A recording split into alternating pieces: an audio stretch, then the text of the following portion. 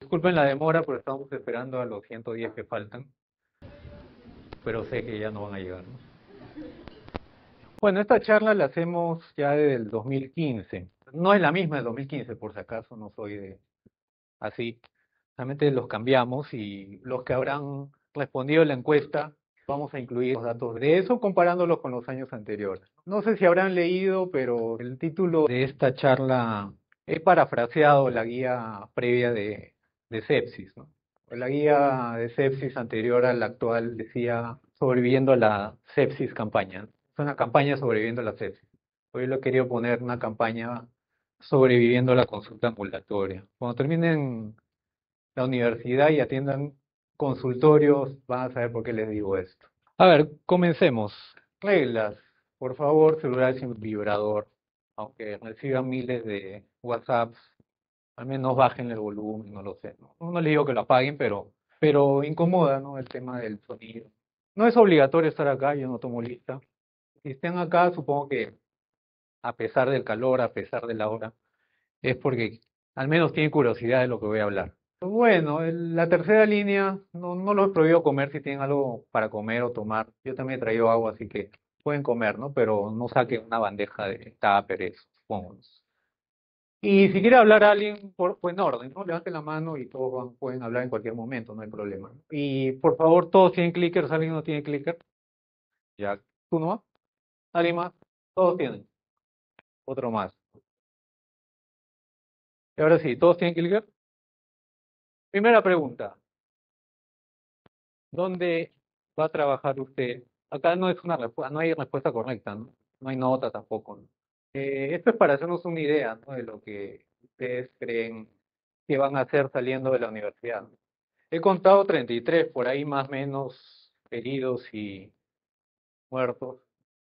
No se sientan mal si responden la última, ¿no? Ya, creo que estamos. Sorprendente 24%. Pero sí, ¿no? La mayoría dice que va a trabajar en 40% en un hospital o centro de salud, que es el Serum, ¿no? Y esto es la mayoría, es consultorio, ¿no? Algunos van a hacer consultorio y hospitalización, ¿no? Pero no se van a liberar del consultorio.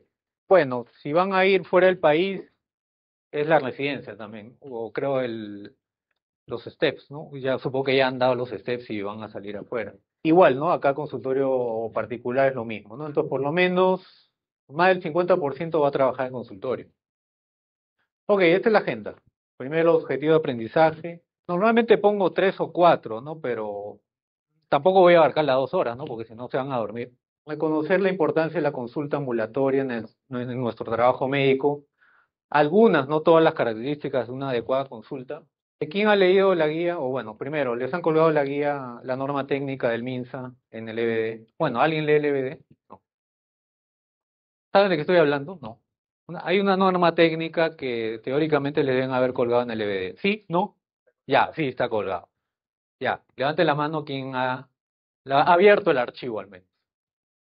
Uno, dos, tres, ya. Y de esas tres personas que han abierto el archivo, ¿quién ha acabado de leer? Nadie. Ok. Bueno, no es imprescindible, pero alguna vez tienen que hacerlo. Eso le va a servir para toda su vida. No creo que eso cambie porque es bien. Ustedes mismos van a reconocer qué conocimientos necesitan para hacer una adecuada consulta.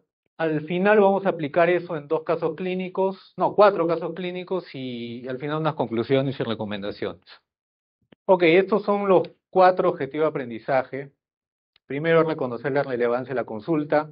Como les dije, algunas características de una adecuada atención. Teóricamente, el formato deberían haberlo conocido abriendo el archivo, pero acá vamos a poner algunas fichas del formato. Y esto, identificar los conocimientos requeridos. Primero, esto es de la memoria bueno, yo trabajo en el Hospital Loaiza, los que no han hecho el curso conmigo, los que han hecho en Cayetano, perdón. Bueno, igual creo que hemos tenido una charla de ética, ¿no? Aunque igual vinieron 30 gatos, pero creo que son lo mismo, ¿no? O son 33. Sí, está bien, los felicito, son los responsables. Entonces, esto es del Hospital Loaiza. Es el número de atenciones en hospitalización, emergencia y consultorio del 2016, ¿no? Obviamente esto no está así comidito, ¿no? 100 páginas que, con un montón de cuadros que tengo que leerlos y poner el resumen ahí, ¿no? Lo que quiero es que comparen. Entonces, ustedes hacen o aprenden medicina, es en hospitalización. Entonces, en hospitalización, en 365 días hubo casi 30.000 egresos, lo cual hace casi 80 pacientes por día. Ojo, acá no se incluye solo medicina, ¿no? Y abajo es solo medicina. O sea, 20 pacientes por día en los, creo que 6, 8 pabellones de medicina, ¿no? Emergencia, casi 90.000 pacientes, que hace 245 por día en todas las especialidades. Y solo en medicina 90 por día dividido en las dos guardias, o sea, 45 pacientes por guardia. Y en consultorio, casi 500.000 pacientes. Obviamente no incluyo domingos y feriados, ¿no? Lo que hace 1.500 pacientes, o más de 1.500 pacientes por día, y solo en medicina 110 pacientes, divididos en, no, son 100 médicos, obviamente, ¿no? Habremos por día 6 a 8 como máximo. Esto hace una equivalencia de 3 veces emergencia hospitalización y 6 veces consultorio emergencia, en total casi 20 veces la atención de hospitalización, perdón, la atención de consultorio es los pacientes que ven en hospitalización, ¿no?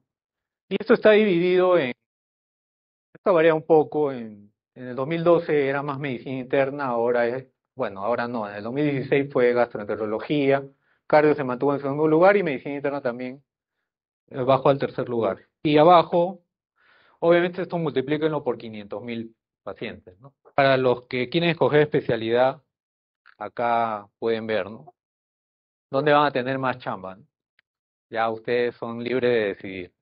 Ok, entonces, en resumen de esta primera parte, el servicio que atiende más pacientes por día bueno, les hablo del hospital Loaiza, probablemente sea igual en los demás hospitales, es consultorio.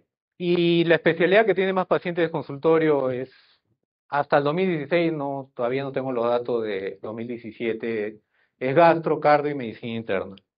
Ahora, ese es el número de pacientes, ¿no? Ahora, el punto a discutir es cómo atiendo al paciente. Segunda pregunta, ¿cuál cree que es la razón más frecuente para que un paciente perciba una mala atención en el hospital? Circunscribámonos a un paciente que viene a atenderse por consultorio, ¿no?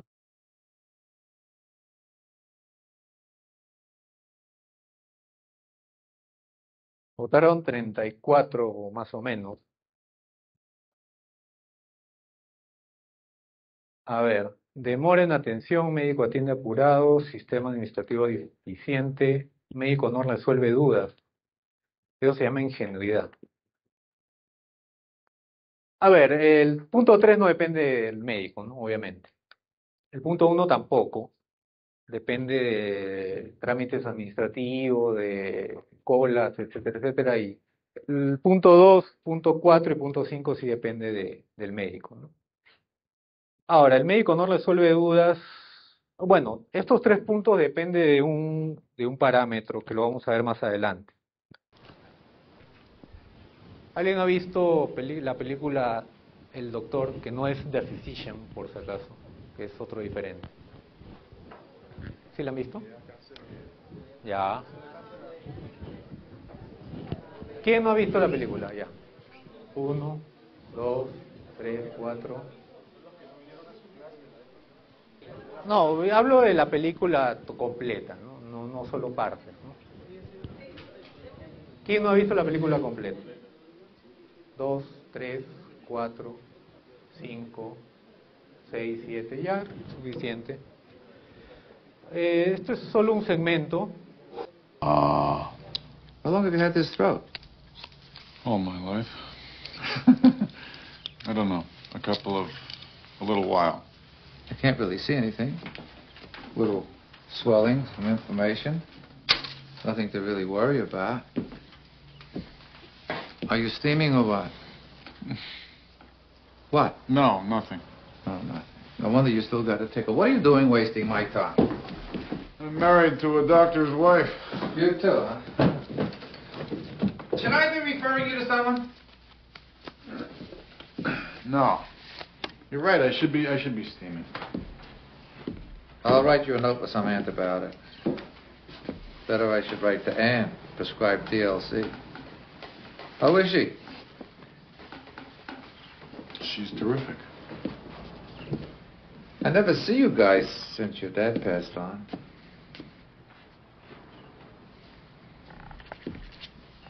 No, I kept clearing my throat. It was like this habit thing. Here, Jackie. Thanks.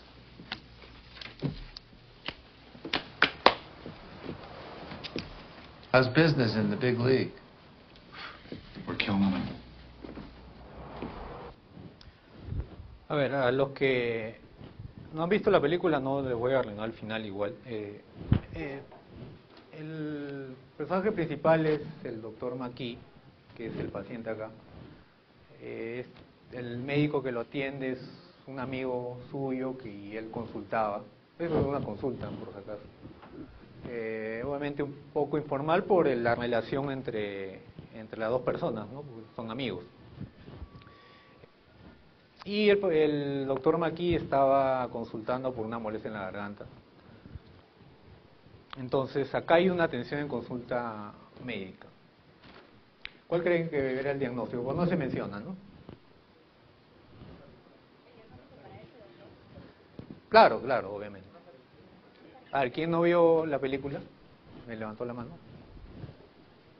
¿Tú no viste? Ya, ¿cuál crees que era el diagnóstico? Faringitis, ya. ¿Y qué le recetó? Antibióticos, ¿no? Entonces, este es un resumen. ¿Cuánto tiempo demoró? Más o menos. 5 minutos. 2 minutos, ya. Menos de 1 minuto, ¿no? Bueno, menos de 2 minutos, perdón. A lo mucho 2 minutos, ¿no? El diagnóstico fue una infección respiratoria, probablemente faringitis, y el manejo fue antibióticos. Acá hay varias partes, ¿no? Una es recoger síntomas, otro es algo de examen físico, pensamiento diagnóstico, planteamiento diagnóstico, tratamiento de tratamiento. Todo eso es lo que tienen que hacer en una consulta. Llenar recetas también, todo lo que han visto en el video. Aunque el paciente en este caso, pongamos así, ¿no? Médico-paciente, se notaba, ¿no?, que tenía dudas. El médico no repreguntó, ¿no? Si hubiera repreguntado probablemente le hubiera manifestado sus dudas, pero ¿por qué no lo hizo? No, al contrario, ¿no? Si fuera mi amigo yo vería que está preocupado y, oye, ¿qué te pasa? ¿Por qué no, si vio una cara de duda, por qué no le preguntó? Claro, una posibilidad, no es la razón, no es la única razón. Una posibilidad es que quería terminar rápido la atención, ¿no? Como son colegas, bueno, aunque entre colegas está dicho que no nos cobramos consulta, pero últimamente eso ha cambiado, sobre todo en las clínicas, ¿no? Pero miren, los otros tres parámetros, que el tratamiento médico no funciona, obviamente, o que el médico no lo escuche, no se reduce.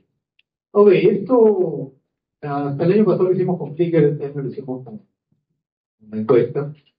Esos son los que respondieron. Me sorprendió, no respondieron todos, 85 respondieron. Lo que les pregunté fue esto, ¿no? En todos los años, en el 2016 no lo hice porque nadie trajo los Flickr. Y bueno, tuvimos que hacer a mano alzada, pero obviamente no es exacto. Pero la mayoría piensa que una adecuada consulta demora por lo menos 20 minutos, no 2 minutos. ¿Por qué? ¿Por qué eso? Aunque algunos piensan que dura 5 minutos, 10 minutos, 15 minutos es el estándar que nos dan la mayoría de clínicas u hospitales para hacer una consulta. Pero no todos demoran 15, no todos demoran 20. Obviamente una infección respiratoria alta, un resfrío común, aunque generalmente los pacientes no van al médico en un hospital con un resfrío común. Porque ¿a dónde van primero? La posta, a la farmacia. La gente cree que a muchos médicos creen que nuestros, ¿cómo decir?, los competidores son otro personal de salud, ¿no? Pues, o otro médico, o ahora que se sacaron la vestidura porque no ahora, ¿no? El año pasado, hace 2 años creo, porque las enfermeras querían tener un consultorio para atender, pero nadie decía que era para atender consultas, ¿no? Sino ellas hacen atenciones de vacunación, niños sanos, etcétera, etcétera.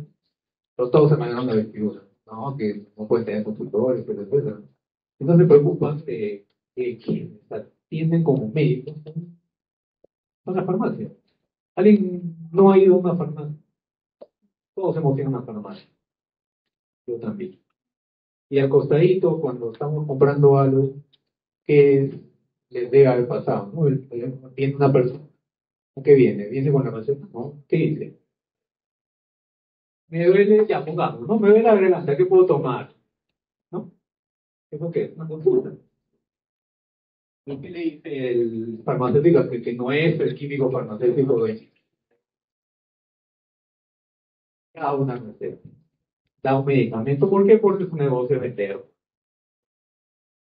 ¿Por qué el médico no se preocupa de eso?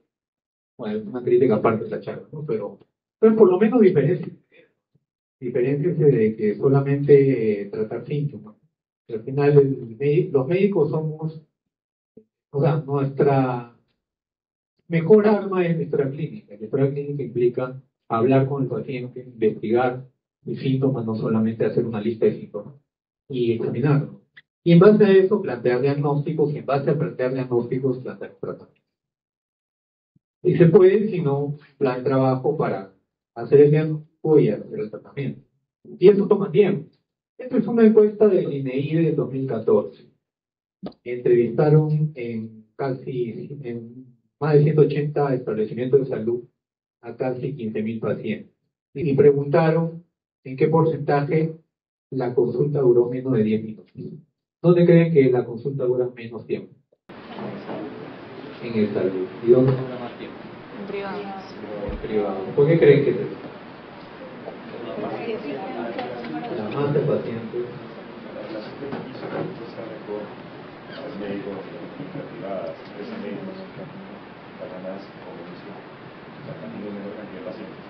No, no gana más para tener menos cantidad de pacientes. Después lo vamos a ver eso. Pero sí, ¿no? El tiempo dura más de atención dura en una clínica y dura menos en salud, y esto lo demuestran el INEI, ¿no? La mitad de los pacientes que iban a salud, su consulta duraba menos de 10 minutos.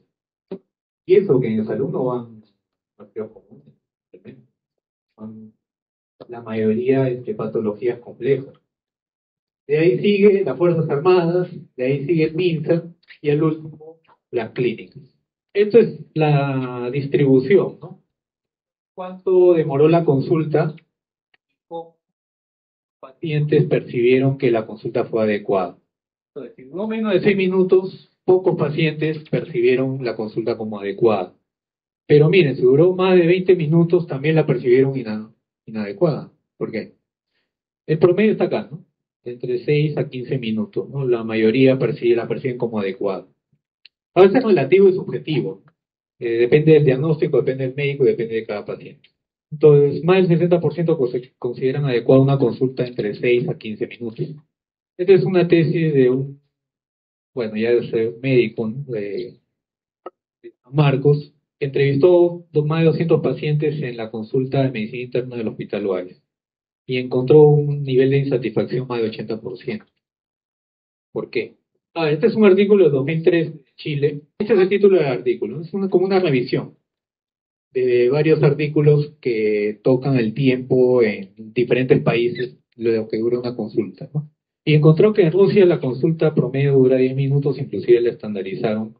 Esos 10 minutos, ¿cómo estaban distribuidos? Saludar y despedirse, hacer la anamnesis, hacer el examen físico, hacer la prescripción y llenar los papeles. Pero ¿y qué falta? ¿Cómo? Despejar dudas, ya. ¿Qué más falta? ¿O está completa la segunda consulta? ¿No? ¿Qué? Antecedentes. Bueno, está acá, ¿no? Historia clínica. Ya, explorarse que el paciente entiende lo que le estamos hablando. ¿Algo más? Discutir la prescripción con el paciente. ¿Cómo? Discutir la prescripción con el paciente. claro, ¿no? Discutir, que entienda para qué está tomando la medicación. ¿Qué más? ¿Algo más? Aunque hay cosas que se pueden hacer simultáneamente, eso lo van a ir descubriendo por la necesidad. Cuando afuera de su consulta en la posta haya una cola de 20 personas y ustedes lo estén atendiendo desde las 8 de la mañana hasta las 2 de la tarde. ¿Qué pasa? Bueno, pueden haber varias cosas. Uno es que nosotros tenemos que estar pensando. O sea, ya, me cago en síntomas, me planteo qué diagnósticos pueden ser. Probablemente ahí salga el diagnóstico, ¿no? ¿Qué porcentaje de diagnósticos salen con la anamnesis solamente? 100%. Está demostrado con estudios, no es que a alguien se le ha ocurrido. Y bueno, en el resto del examen físico, los exámenes auxiliares pueden ya complementar el diagnóstico. Y lo otro es efectivamente, ¿no? Lo que han mencionado varios, que es explicar, hablar con el paciente. Y esto más bien debería ser más, tomar más. Esto de la misma encuesta del INEI, en base a lo que les estoy mencionando, ¿no? Entrevistaron a los mismos pacientes si conocían el diagnóstico, o sea, saliendo de la consulta, si conocían el diagnóstico que les dio el médico. Bueno, en más del 50% no era una consulta de diagnóstico, no era solo un control. Pero en el resto, solo sí conocía el diagnóstico casi la tercera parte. Dos terceras partes de los pacientes de 14.000 pacientes, en las diferentes centros de salud, ¿no? MINS, salud, clínicas inclusive. Acá no lo han separado por eso, ¿no? Hubiéramos llevado muchas sorpresas. Pero, y un 10% no le dio un diagnóstico. ¿Cómo puede ser posible eso? O sea, una consulta debe acabar en un diagnóstico, por lo menos, y por lo tanto en un tratamiento. Y bueno, puede ser que no le entendió, un 3% no conoce el diagnóstico. Pero solo de acá nomás pueden decir que dos terceras partes de los pacientes que acuden a una consulta no conocen su diagnóstico. Por lo tanto, nos van a saber para qué toman las medicinas y que salen con un receta. O quizá tomen el tratamiento hasta que se sientan mejor, lo cual no significa que se van a curar. Y peor si es una enfermedad crónica. Esto es solamente en cuanto al tratamiento. Lo que preguntaron es si recibió una explicación en cuanto a esto, ¿no? En cuanto al tratamiento que recibirá, el tipo de medicamento, forma de administración, dosis y efectos adversos. La mayoría sí explica el tratamiento, el medicamento, la forma de administración, la dosis. Pero 40% o al revés, ¿no? 60% de pacientes del médico no les ha explicado eventos adversos. Cualquier medicamento produce efectos adversos. Hasta paracetamol o cualquier otro. Entonces, tiene que tomarse tiempo en esto también. El mismo artículo de Chile en 2013, en Etiopía, una consulta promedio dura 6 más menos 3 minutos. Y en Canadá diferenciaron dos sistemas, algo que estábamos hablando. Médicos que cobran por consulta y médicos que cobran por sueldo fijo. En Etiopía los pacientes se consideraban bien atendidos casi 15 minutos, más o menos lo que se vio en el encuesta del INEI. Y en Canadá, cuando un médico cobra por consulta, dura 10 a 15 minutos. Pero cuando cobra un salario mensual, dura 20 a 45 minutos. ¿Por qué pasa eso?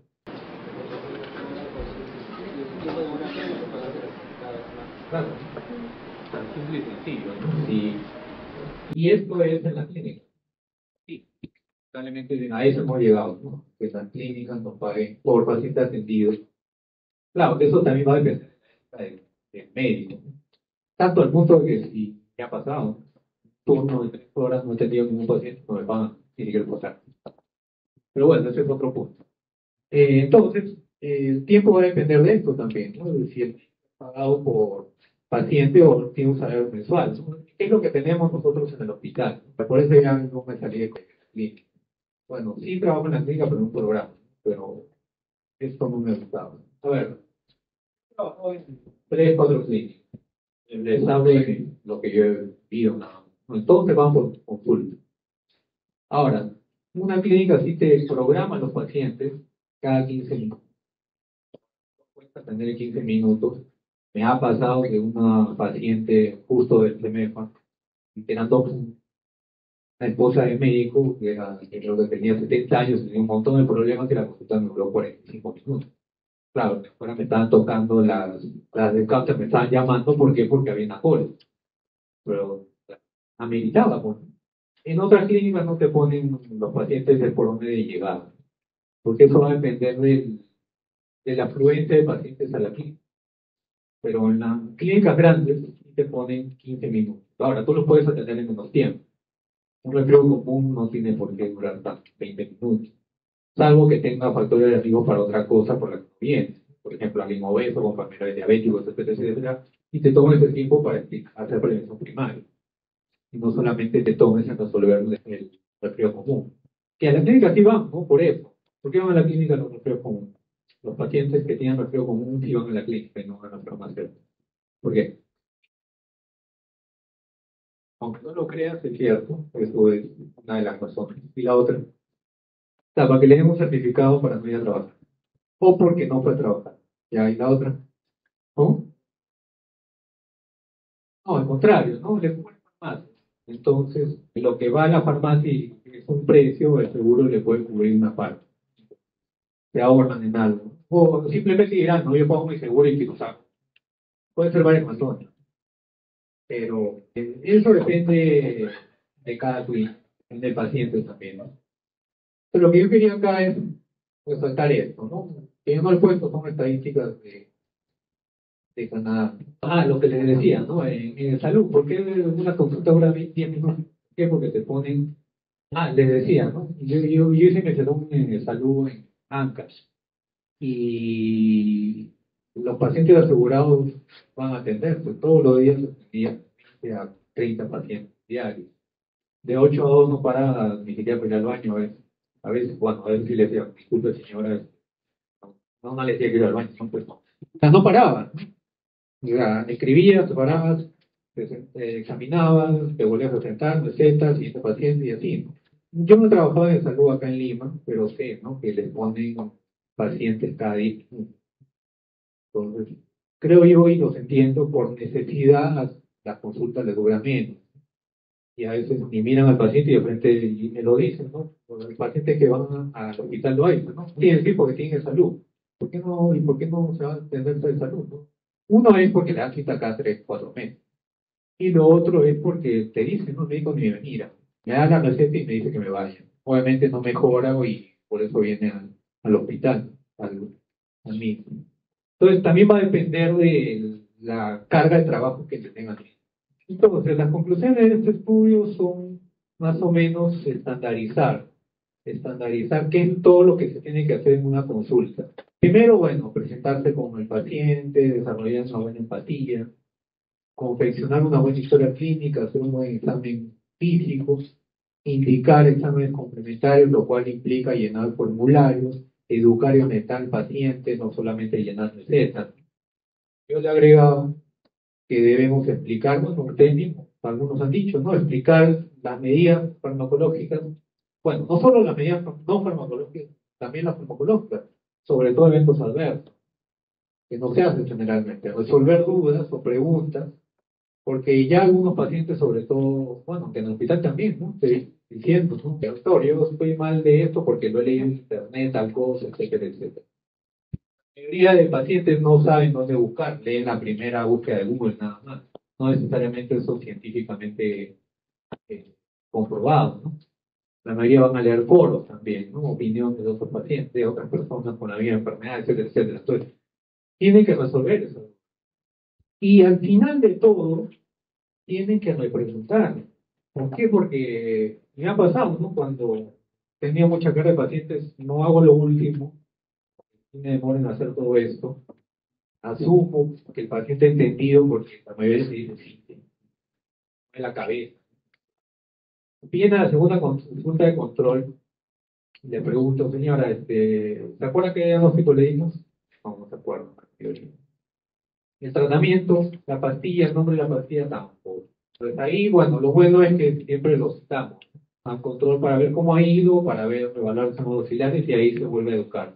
¿Por qué? Porque como le dije hace un rato, el paciente no entendió su diagnóstico, no va a curarse probablemente y por lo tanto no va a cumplir el tratamiento. Ya está demostrado también esto, que si la consulta dura más tiempo, disminuye el costo en la práctica. ¿Por qué? Porque te vas a equivocar menos. Te puedes equivocar menos porque captas más información y puedes plantear más diagnóstico diferencial.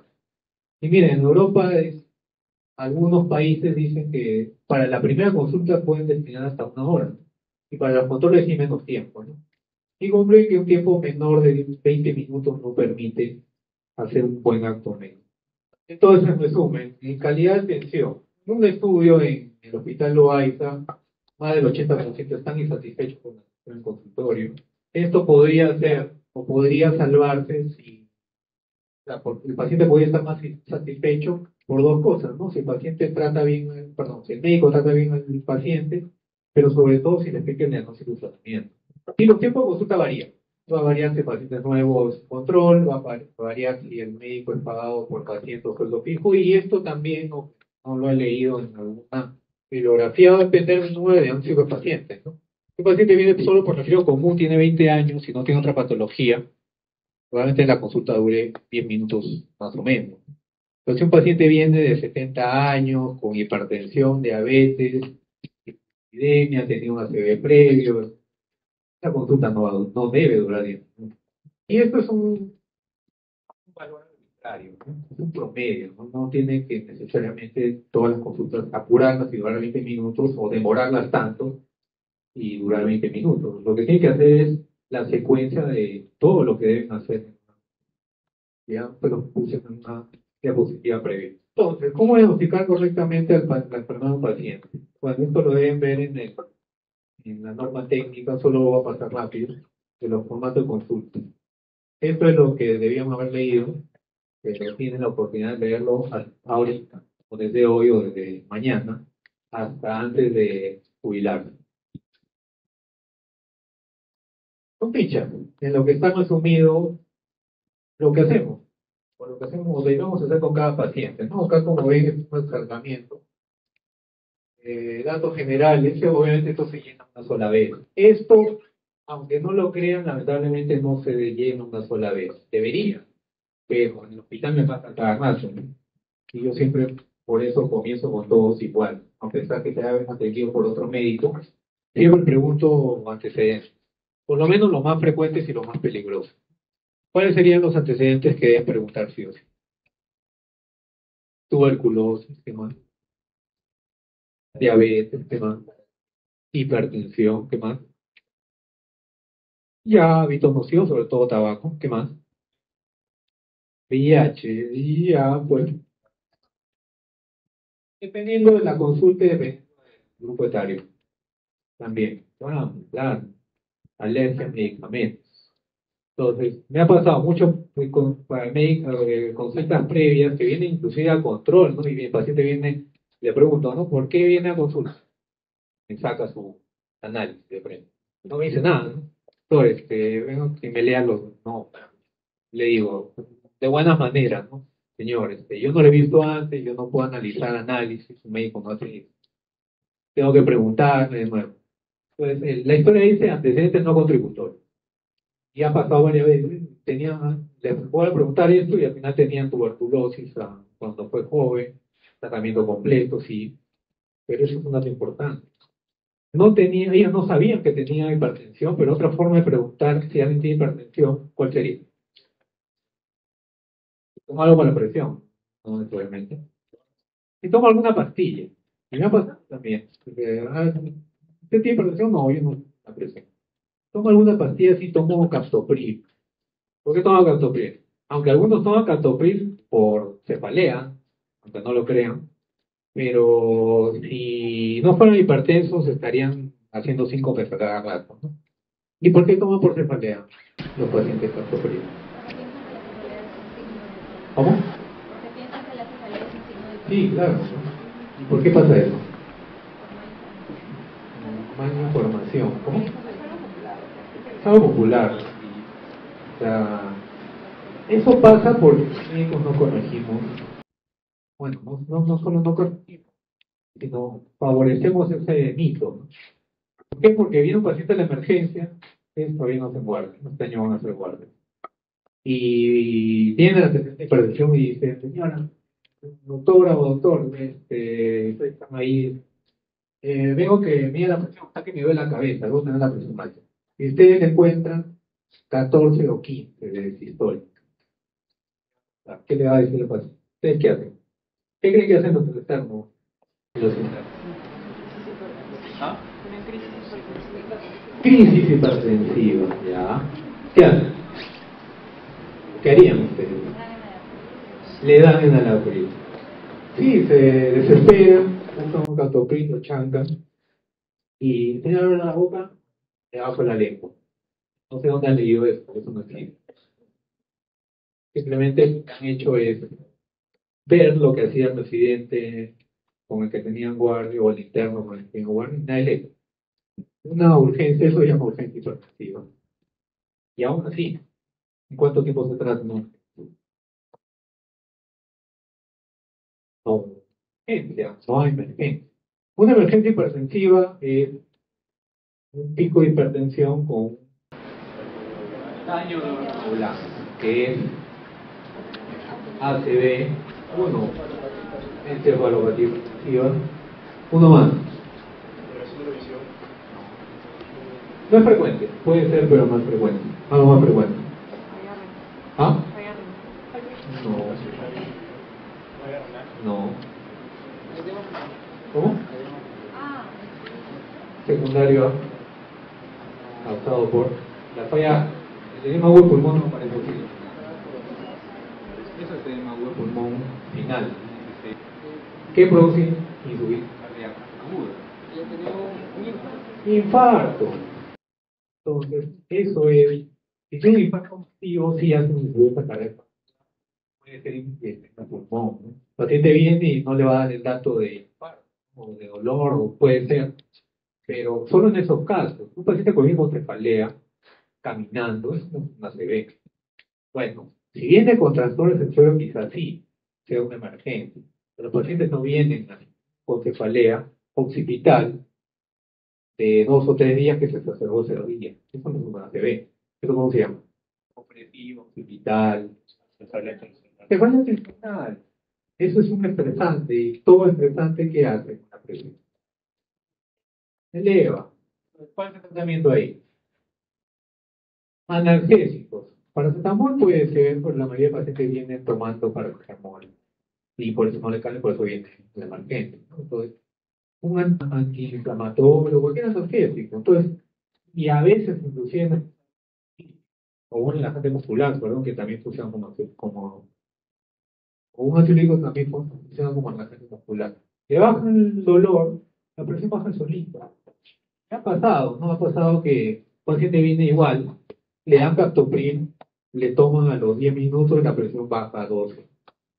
¿Pero qué va a pasar después? El paciente va a estar más tranquilo, ¿no? Va a tensionar menos porque ya no tiene la presión alta, ya no le va a dar un derrame. ¿Qué va a pasar? Le van a dar de alta. ¿Qué va a pasar? No. No, le han dado captopril. A los 10 minutos bajó a 12. ¿Qué va a pasar? No, porque ya no le va a doler la cabeza. ¿Qué va a pasar? ¿Cuánto dura el captopril? ¿O cuánto es su pico? Farmacología. ¿Ahí? Más o menos, uno les digo que. ¿Cada cuánto se da? ¿Ah? Cada 12. El original se da cada 12, pero los genéricos se dan cada 8. Entonces, por lo menos dura 6 horas o más. Entonces, ¿qué va a pasar si a los 10 minutos estaba en 12? Va a bajar más. ¿Y qué va a pasar? 5, exacto, ya ha pasado en la emergencia. El paciente saliendo del hospital por lo mismo, pues sincopió. Y lo más extremo fue fue la segunda paciente que trombolizamos. Bueno, la segunda y última, por una ACV isquémica. Tuvo una ACV isquémica, una paciente que no vino por cefalea, vino por diarrea, pero le dieron captopril y en su casa hizo, me parece, llegó con una presión en 10. Si alguien que tiene 15 y mantiene 15 y le bajan, ¿qué va a pasar? Hipoperfusión, 30 años. Entonces, eso se llama iatrogenia. Entonces, volvamos a la charla. Esto está en la norma técnica que la tienen ustedes en el DVD. Bájenlo antes que le cierren el evento. ¿Qué otra cosa más hay? Esto, ¿no? RAM, como mencionó, como se mencionó, medicamentos de uso frecuente. Y la historia de adultos mayores debe ser diferente, debe ser más exhaustiva, sobre todo en antecedentes. Y no se olviden siempre de la valoración del cactus. Y esto es un resumen de todo lo que tiene que hacer una historia ambulatoria. También está la norma técnica, pero a grandes rasgos, siempre deben poner fecha, hora, la edad, motivo de consulta. Debe ser un relato resumido, no solo una lista de síntomas. Examen físico dirigido, revisar obviamente lo que es motivo de consulta, diagnóstico en base a eso, tratamiento, si amerita, exámenes auxiliares, referencia y firma y sello siempre. Algunos ejemplos. Esto es del Hospital Valle. Cada náusea se mantiene. Con dolor la despierta, examen normal, amanece con dolor. Plan, TAC cerebral, GNP, ahí dice flunaricina, 10 miligramos. ¿Alguien ha escuchado flunaricina? No, nada. Es un antihistamínico que lo usan para vértigo a veces. ¿Qué falta? Antecedentes, ¿qué más? Tiempo, enfermedad, ¿qué más? Funciones biológicas. ¿Cómo? Funciones biológicas. Funciones biológicas, ya puede faltar también. ¿Cómo? Eso puede salir con el tiempo de enfermedad. Una consulta, no se puede decir si es un control o no. Oye, no es, ojo, no. Yo no es, ahí dice neurólogo, yo no soy neurólogo.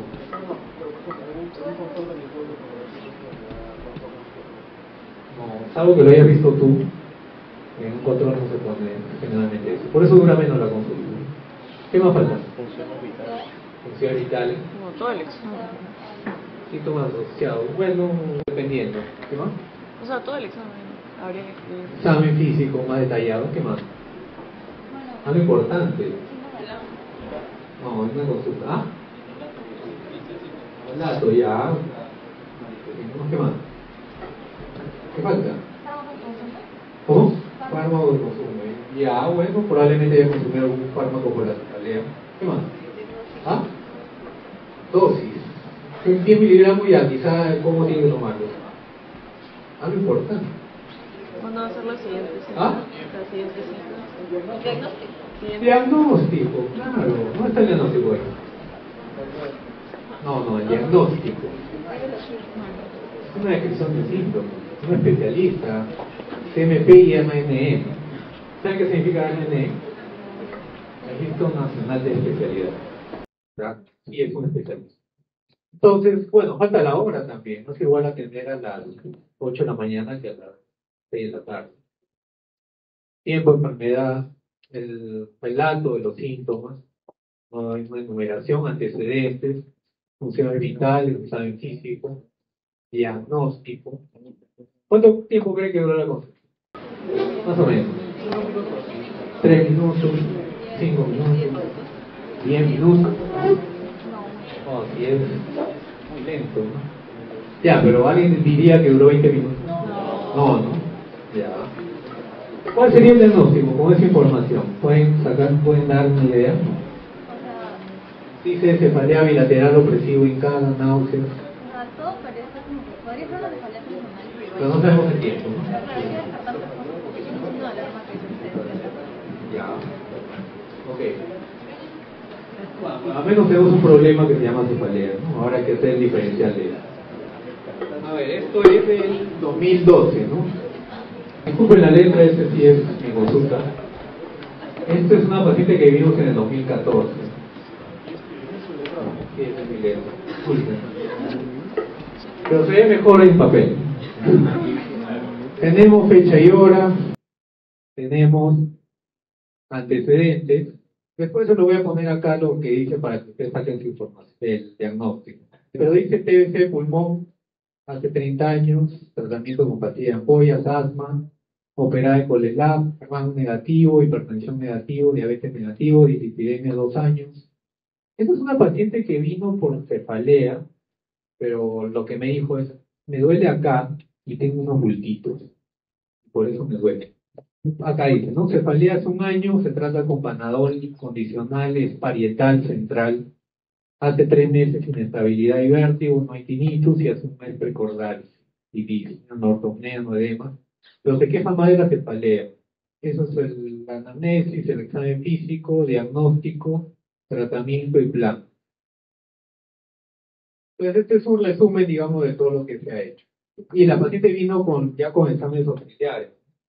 Acá dice colesterol total, triglicéridos, LDL en 182, de marzo y de febrero de ese mismo año, 166 de LDL. Algunos pacientes también creen que la dislipidemia da cefalea. Pero esta paciente tiene más de un año de cefalea. Probablemente eso no sea algo maligno. Y es intermitente y calma con Panadol. Pero si es parietal, central, probablemente, bueno, nosotros la catalogamos como una cefalea funcional, tenía contractura muscular, dislipidemia y tuvimos que educarla, ¿no? Y decirle que esos puntitos sí los pongo acá, ¿no? Tiene nódulos de 1 centímetro, poco móviles, no dolorosos en cuero cabelludo, justo en la zona donde le dolía. ¿Eso qué es? No, en cuero cabelludo, nódulos de 1 centímetro, blandos, ¿qué es? Un lipoma, eran un par de lipomas, no puse cuántos. Eran lipomas, pero la gente cree que encuentra algo múltiple y eso es lo que es. Me ha pasado también que en zona lumbar y lo que tiene era una lumbalgia mecánica, pero creen que era por él. Entonces eso toma tiempo de hablar, ¿no? Y sacarles ideas, ¿no? Tanto de los lipomas como de la dislipidemia. ¿Cuánto creen que me demore ahí? 10 minutos. Solo en escribir, ¿no? Casi media hora o un poco más. Y en el hospital, ¿no? Y al final era la misma paciente. Solo que le tomé foto a la consulta previa. Venía por lo mismo, ¿no? Y cefalea funcional, la siguiente consulta vino ya sin dolor, menos contracturada, etc. Le dimos ciatorvastatina porque tenía 182 de dislipidemia. No sabemos cuánto tiempo, ¿no? Ella tenía 54 años, era mayor. Esta es una consulta en la clínica donde trabajaba. Es del 2014 también, de agosto. Síntomas, dolor cervical, ramacodeína, funciones vitales algunas, tórax y pulmones normal, diagnóstico cervicalangia, tratamiento con celecoxib, ciclobenzaprina, cada 12 horas. ¿Qué falta? Tiempo, enfermedad. ¿Qué más? ¿Cómo? Semiología, ¿no? Pues solo es una lista de síntomas, ¿no? Dolor cervical. ¿Qué más? Y eso que está todo listo, ¿no? Para llenar nomás, ¿no? ¿Qué falta? Antecedentes, ya. Examen físico, más dirigido, ¿no? ¿Qué tiene que ver tórax y pulmones con dolor cervical? Más de soma, ¿no? Características de síntomas, antecedentes, examen físico. ¿Cuánto tiempo dura la consulta? ¿Ah? 2 minutos. 15. Menos de 10 minutos probablemente. Esta es una consulta en la clínica también. Fecha, hora, 3 meses. Cervicalangia posterior y raya dorso, 3 semanas somos celecoxib, ciclobenzaprina, disminuye, y viene por la lumbalgia que se agregó. Antecedentes no contributorios, pero sí estaba encorvada al sentarse frente a la computadora. El examen de soma dirigido tenía escoliosis, dorsal y lumbar, contractura muscular, la C negativo y aumento de la cifosis. Diagnóstico, cérvico dorso lumbalgia, contractura muscular, tratamiento antiinflamatorio, analgésico, fluoxetina es un relajante muscular, medidas no farmacológicas, interconsulta medicina física y descanso médico. ¿Cuánto tiempo duró la consulta? Más o menos, ¿no? Yo tampoco me acuerdo.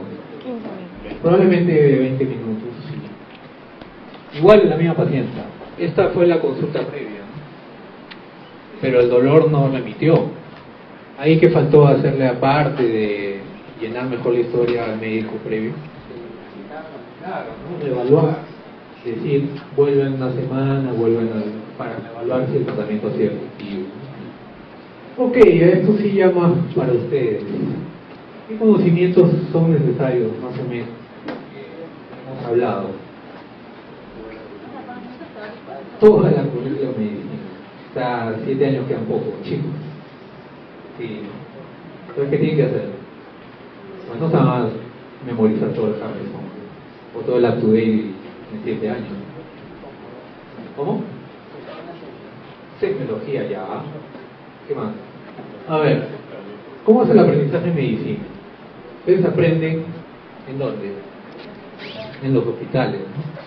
Esto es del 2015 del Hospital Loaiza, de 5 soles medicina. Cada 5.000 alta. Estos son los 9 diagnósticos principales: diabetes, neumonía, IMCI, pancreatitis, cirrosis, insuficiencia cardíaca, CV y hemorragia digestiva. Todos han visto estas patologías, supongo, en su práctica, ¿o no? ¿Alguien ha visto algo de eso? ¿Qué han visto? Sí, ya. Y en Cayetano, eso sí, también sí tuve oportunidad, de 2014, insuficiencia respiratoria, anemia, hipertensión, septicemia, casi lo mismo, un poco más acá insuficiencia respiratoria, que ese no es un diagnóstico, este es un problema o un síndrome. Siempre que pongan diagnóstico de alta, no pongan eso. Porque una insuficiencia respiratoria puede ser por neumonía, puede ser por insuficiencia cardíaca, puede ser por neumotórax, por crisis asmática, entonces, son diagnósticos distintos. Entonces acá entro a preguntarle a ustedes, ¿no? Los que respondieron la encuesta, les puse 5, no todas, necesariamente, algunos quizás querían responder otra alternativa. Comparándolos con los externos de 2015, 2017, ustedes les ganaron. Pero todos decían que aprendieron más insuficiencia cardíaca. En segundo lugar, hipertensión. En tercer lugar, enfermedad coronaria, arritmias y insuficiencia venosa crónica. Ahora, ¿entienden? ¿Cuál es la patología cardiovascular más frecuente de consultorio en general? Ya lo hay. En primer lugar, hipertensión. Casi 9.000 pacientes en un año.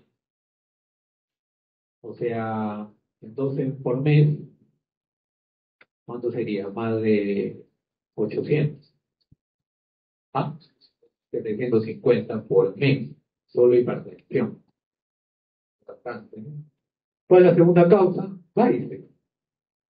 Y no todos en cirugía vascular. Y muchos pacientes vienen ¿con qué síntoma cree que viene el paciente con varices? Dolor, ¿qué más? Y edema.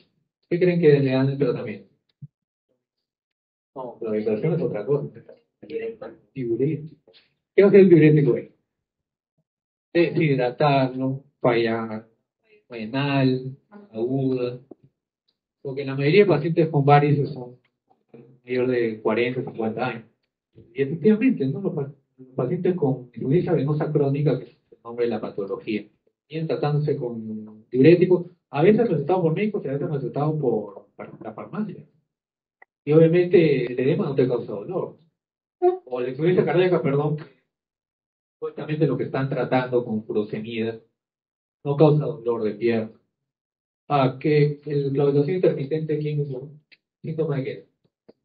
Insuficiencia arterial es otra cosa. Entonces, ¿qué tienen que aprender? ¿O qué tienen que dominar de cardiología?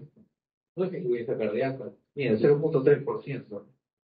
Y esto visto por cardiólogos, la mayoría de casos. El médico general no ve insuficiencia cardíaca, ve hipertensión. Entonces, tienen que dominar hipertensión.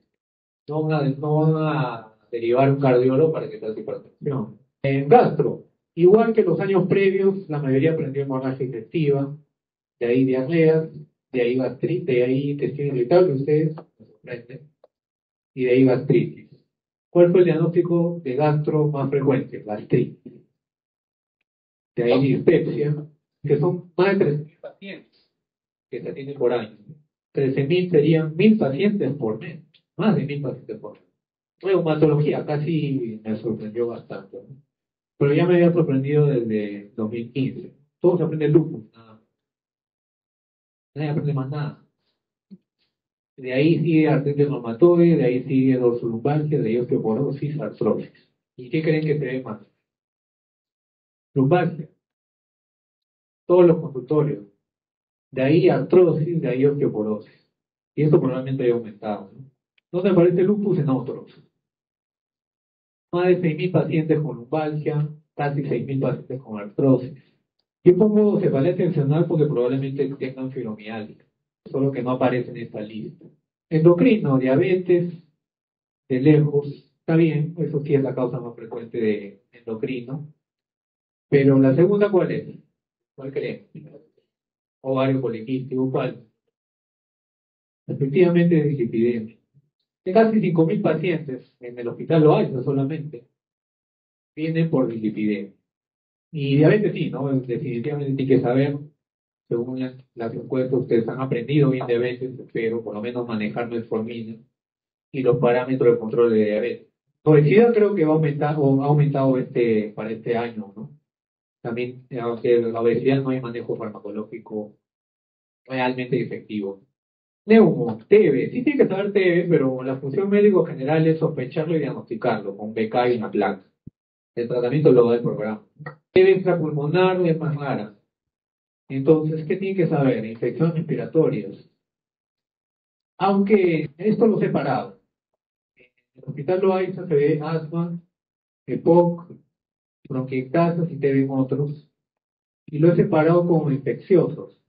Eso sí solo les pregunté a ustedes que aprendieron en infecto.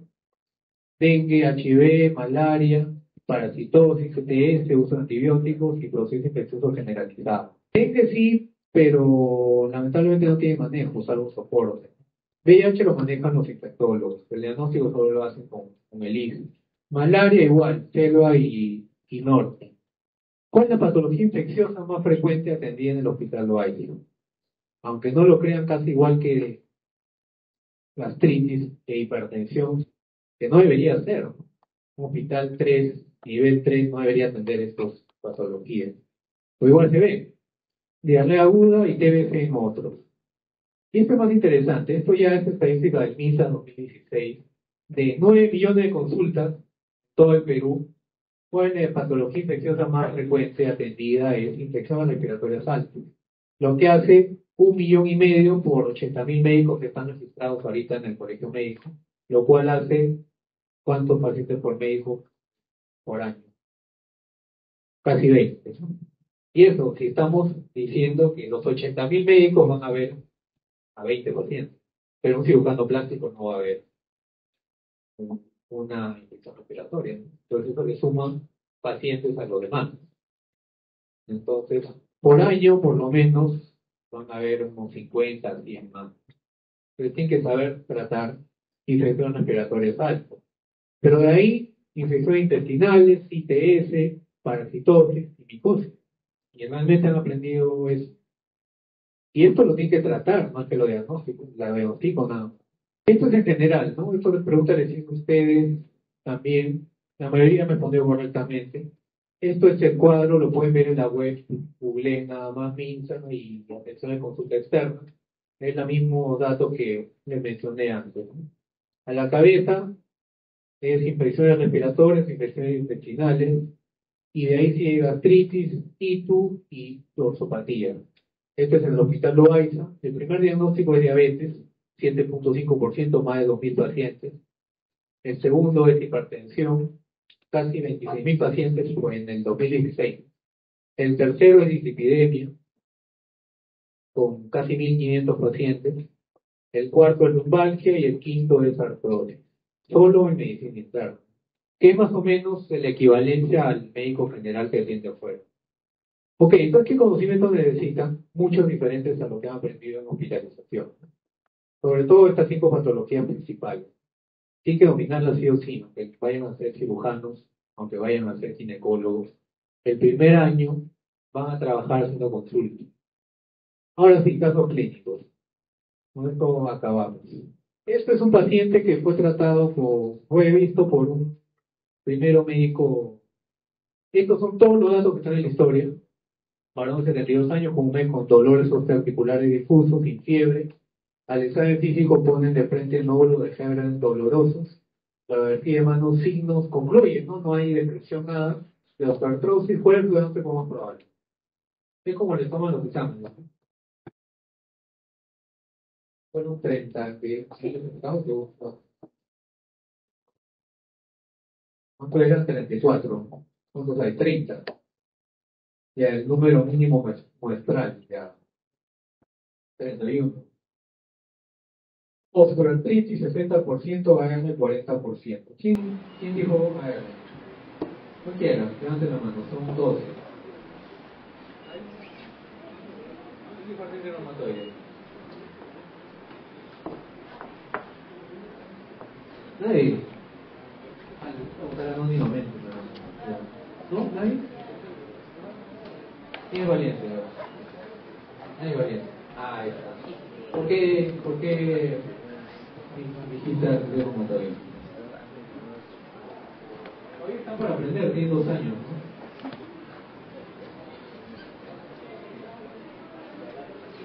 Ya. ¿Qué ya?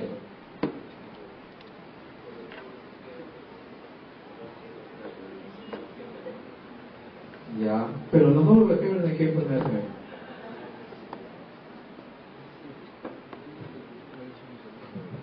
Realmente están descritos nódulos de fiebre y luchar, ¿no? Sí. Eso es hallazgos de... No lupus. Osteoartritis, ¿no? Entonces, 19 han votado osteoartritis, nadie osteoporosis, nadie lupus. Miren, aunque no lo crean, esto es, también 40% votaron el año pasado artritis reumatoide. Ahora, le pongo, esto es la consulta del reumatólogo, ya, ¿no? El médico internista lo derivó al reumatólogo y evaluó de nuevo, decía nódulos interfalángicos distales de manos asociados a dolor, nódulo de Febvre, y diagnóstico de osteoartritis, RP, glucosamina y meloxicam. Ahora, le pongo otro caso clínico. Varón de 74 años, esto sí lo vimos nosotros, o yo, nosotros. 2 años, dolores articulares difusos, sin fiebre, 5 meses, aumento de volumen de dedos y manos y pies, con dolor 9 de 10, camina con bastón, llega caminando con bastón. No mejora con glucosamina ni meloxicam, pero sí mejora con corticoides de depósito. Al examen físico, aumento de volumen, sinovitis simétrica, en hombros, codos, muñecas, interfalángicas proximales, distales, metacarpofalángicas, tobillos, rodillas. Y vino una placa ya, ¿no? Tenía erosiones en cabeza de metacarpo, mano izquierda. ¿Cuál es su diagnóstico? Votaron 32. No tengan miedo. Igual les voy a preguntar a los que todos, pero estamos acá para aprender, no se preocupen. 30, 31, 30 y... falta uno. Uno ha salido, ¿no? A ver, 32 ya.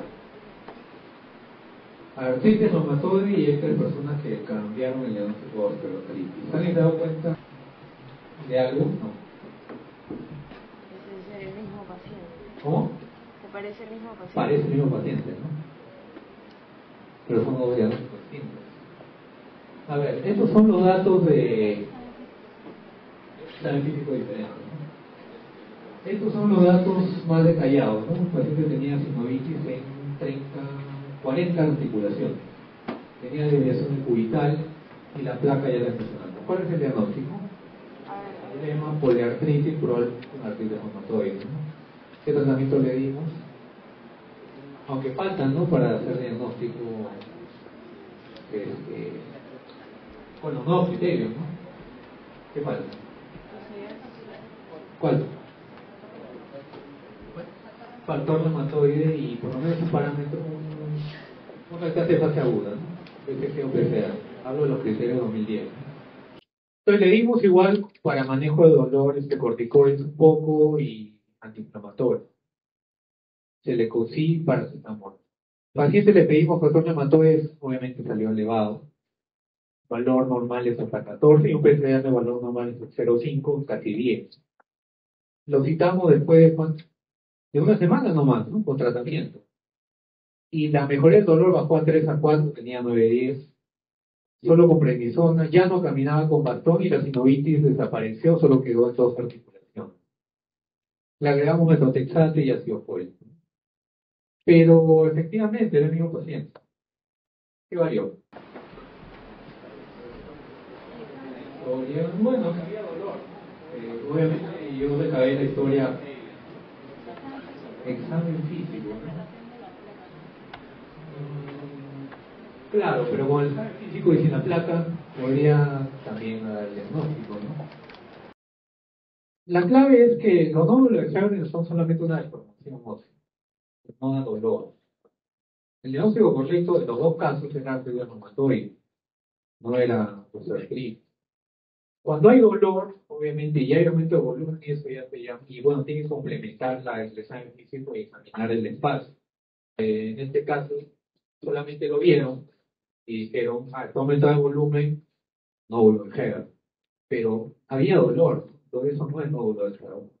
Entonces, solo con el examen físico se puede cambiar el diagnóstico. Ni siquiera necesitamos, solo era confirmatorio, ¿no? Porque no le dimos retrocesante de inicio porque de todas maneras lo íbamos a quitar al día, a la semana siguiente. Mejoró solo con corticoides a dosis baja. Este es otro caso. Esta historia la hizo una paciente, me lo hizo también. Mujer de 57 años, un mes y medio, náuseas, llenura precoz, la publicación baja 15 kilos. Al examen no hay diarrea, no hay melenas, el examen físico hay palidez, melenopatía, el abdomen es normal. ¿Cuál es el diagnóstico más probable?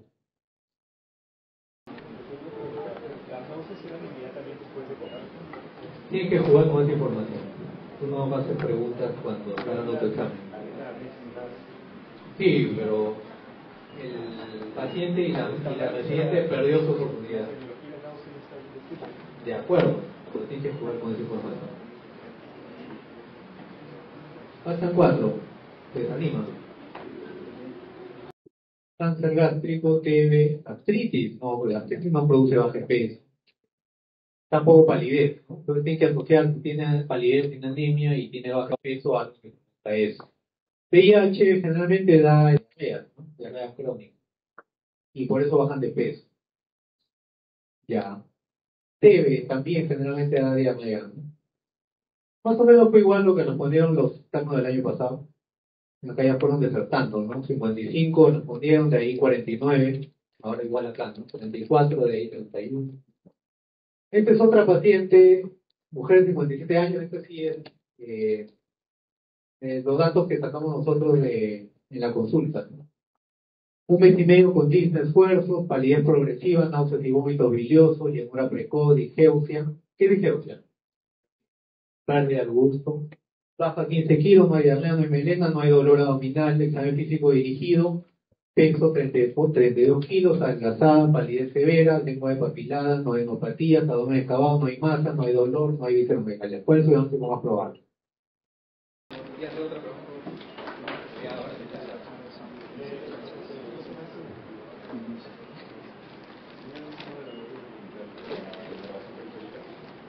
No tenía síntomas. Sobre todo de cáncer.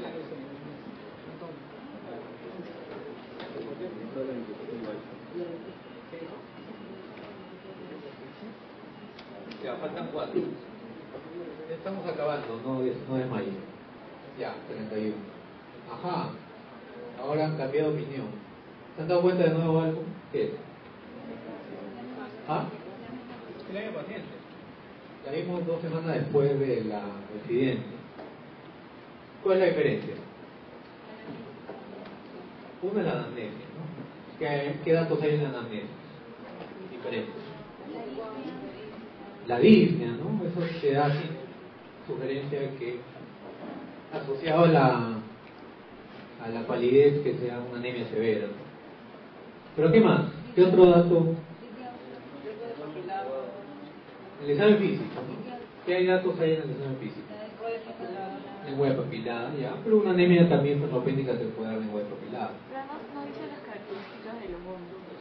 ¿Cómo? No dice las características de los vómitos. ¿Qué características? O sea, que son biliosos. Ya. ¿Quieres otra cosa? No. O sea, Ah, diciendo la que característica que la... ya. Ya, pero ¿y el examen físico? Que no hay más. Por eso lo decían en el último. Bueno, realmente eso es porque está muy adelgazado. ¿Cuál sería el plan en el diagnóstico en el caso previo con esos datos? ¿Ah? Una endoscopía, ¿no? ¿Y cuál sería el plan acá?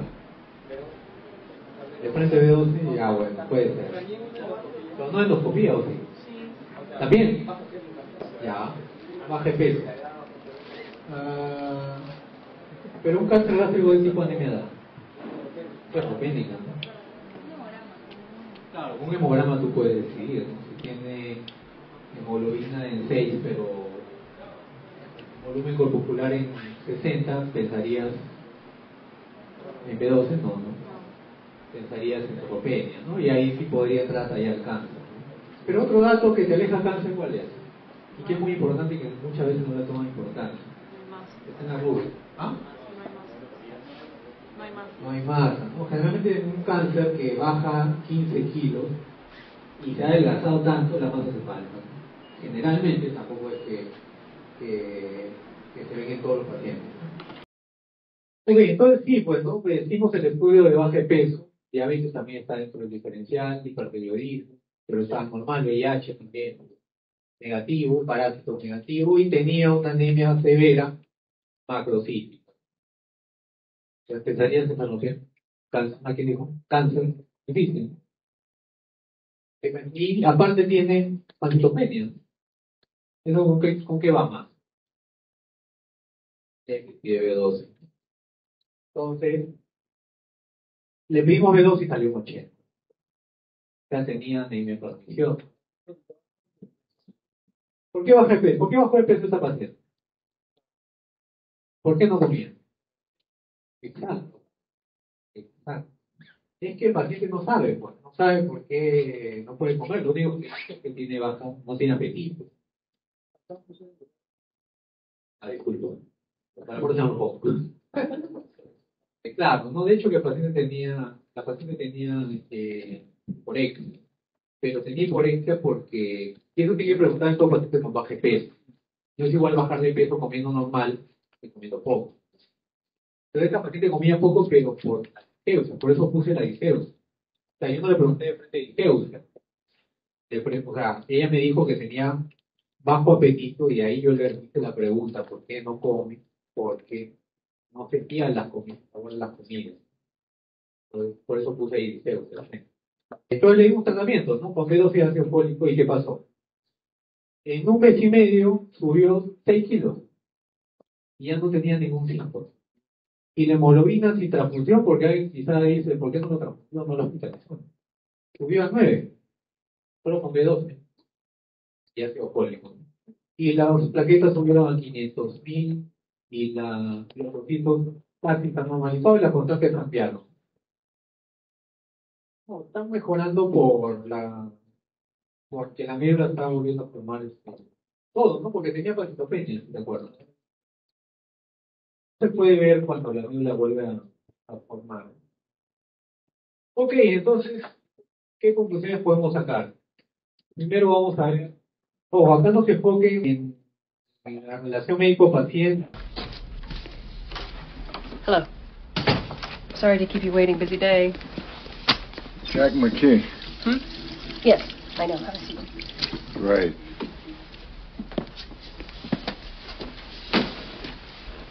Murray Kaplan sends his best. Oh, that's right. You're in practice together. Till we get it right.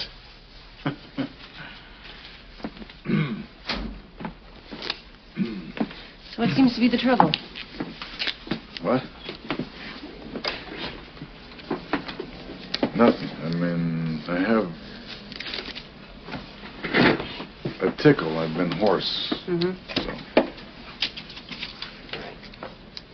Take a look. Cross your knees. Sit back in the chair. Sit up. Hands on your knees. Chin forward. And open. Let's take a look. Close. Open.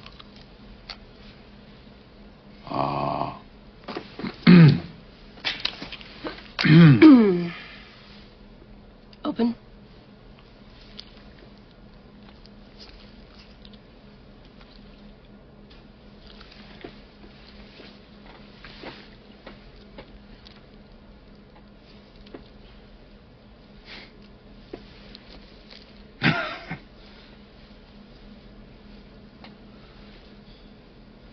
Right. Open. Might be a little bitter. It's an anesthetic. Want to take a closer look? Whoa, a periscope. Won't be pleasant. Tongue out. All the way. And hold it. With your hand. Head forward. And open. And E.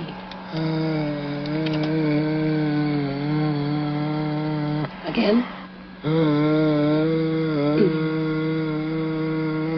Again. Again. One more time.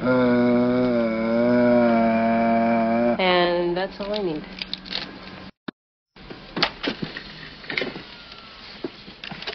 Doctor, you have a growth.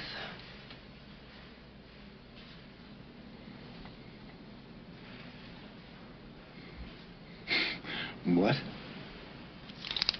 Tumor, laryngeal. Here on the true vocal cord? Know what laryngeal is. Getting chest x-rays, blood chemistry, blood count, UA, EKG. Have to check with my secretary, but if it's remotely possible, I'd like to do a biopsy tomorrow. Okay?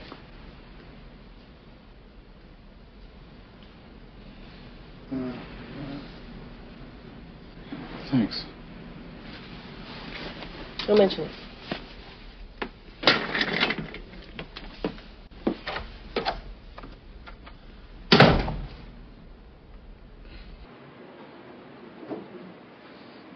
Este video lo uso generalmente para la clase que doy de comunicación malas noticias. Acá quiero usarlo distinto. Saquen de su cabeza la forma en que la doctora dio la mala noticia, hizo el examen físico, poco tosco, etcétera. Y no permitió, no resolvió dudas, la cara del paciente era obvia, sino a todo lo que se debe hacer una consulta. Entonces, tenía la misma molestia, ¿no? Y el médico, o sea, la primera consulta que dio, un dolor o molestia en la garganta. Pero el primer diagnóstico fue infección respiratoria. Acá hubo un examen físico un poco más detallado, incluyendo visualización directa, hizo ya el diagnóstico correcto, hizo un plan de trabajo dirigido al diagnóstico correcto, no al tratamiento porque no sabemos si la tumoración es benigna o maligna. Entonces, esto es un problema puntual. Por lo que voy es que deben tener una secuencia lógica.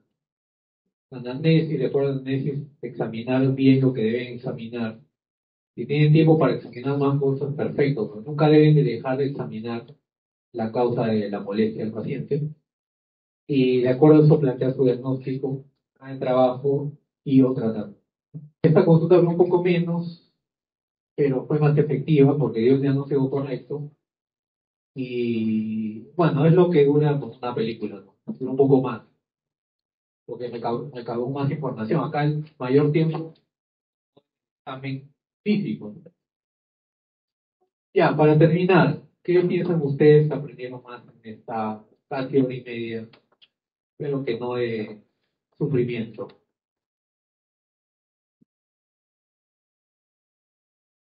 Una respuesta correcta, ¿no? Respondan lo que realmente les pasó a ustedes. Que cuando se puede demorar una hora y media, bueno, algo bueno es que solamente uno se durmió, aunque después se despertó a los 2 minutos. Como una recomendación, ¿no? Porque cuando llegué, no sé si apagaron las luces porque terminó la clase o hicieron la clase previa con las luces apagadas. No es bueno tener las luces apagadas en una clase. Como que siempre lleva, yo también he estado en clases con la luz apagada, ¿no? Siempre te lleva a dormirte. Y al final ya, si quieres dormirte al afuera, no tienes por qué estar acá. Entonces con la luz prendida pueden estar más atentos, ya no se duermen, etc. Ok, 32, a ver. Todas la mayoría, ojalá, solamente a ustedes les va a servir eso. Obviamente no, aplicar los formatos no, porque se los he mencionado, y eso lo tienen que aprender practicando. Creo que, como les dije hace un rato, abran el EBD antes de terminar el curso, porque después que terminan el curso y les dan el examen ya no. Lo abren para dar sus notas y ahí no más quedan.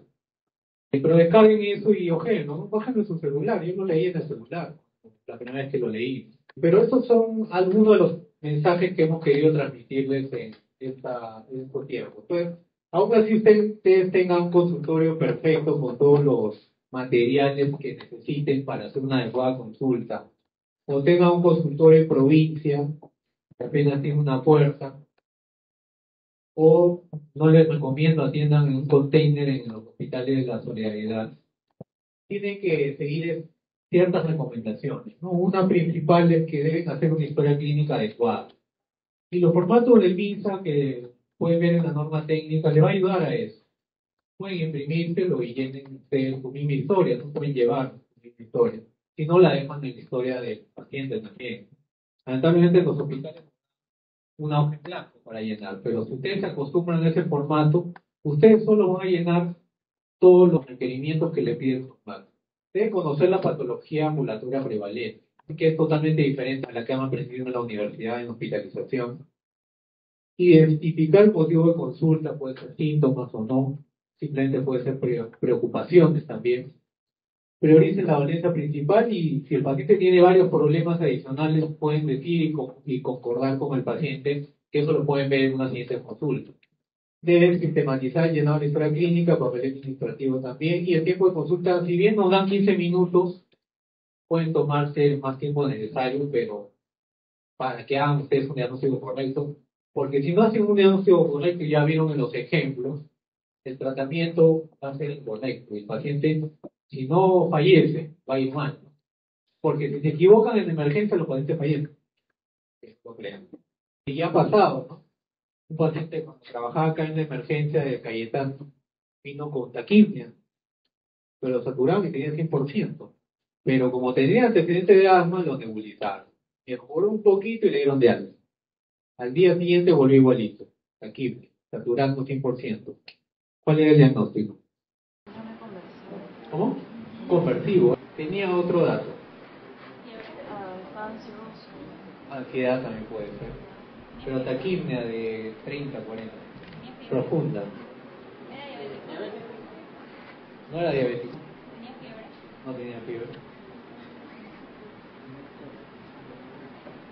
Había un dato, había bajado como 10 o 15 kilos.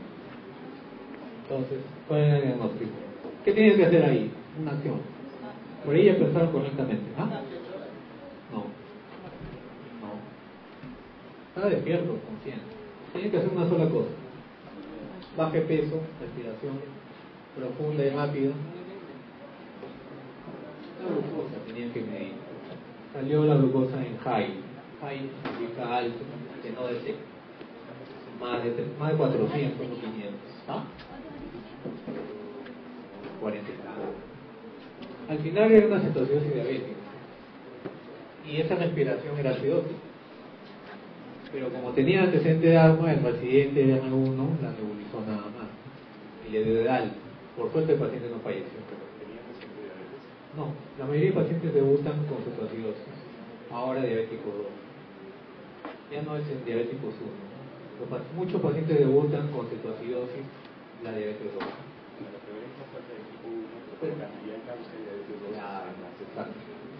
Entonces, ahí tienes que reconocer el patrón, ¿no? Que era una respiración acidótica, no era una disnea por falta de aire. Oye chicos, entonces ahí acabamos. No sé si tienen alguna pregunta, duda. Bueno, los que están presentes. Es anónimo también. A la una van a recibir otra encuesta para que me evalúen lo que hemos hecho acá. Yo no voy a saber quiénes han sido, así que si me tienen que dar con palo, den con palo, no hay problema. Pero esto me va a ayudar a mí para mejorar, ¿no? Porque, como les digo, esto lo hacemos en 2015, pero no es lo mismo que hacemos en 2015. Hemos agregado cosas, hemos quitado cosas, de acuerdo a lo que obviamente funcionaba y no funcionaba, ¿no? Espero que les haya ayudado esto. Si no, pueden revisar también bibliografía adicional. De acuerdo a consulta, hay mucha también, castellano también, ¿no? ¿No? ¿No hay dudas? Si no hay dudas, quedamos ahí. Gracias.